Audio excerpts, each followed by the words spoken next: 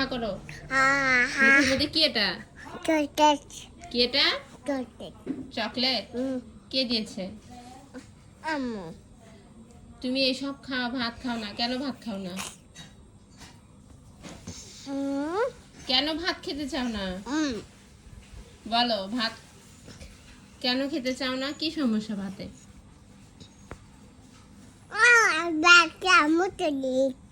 কি হয়েছে?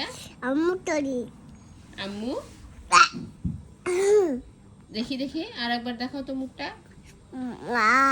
চকলেট কেমন খেতে? আর ভাত কেমন খেতে? আম্মু খেতে? তুমি কি ভালো হবে না? ভালো হবে না?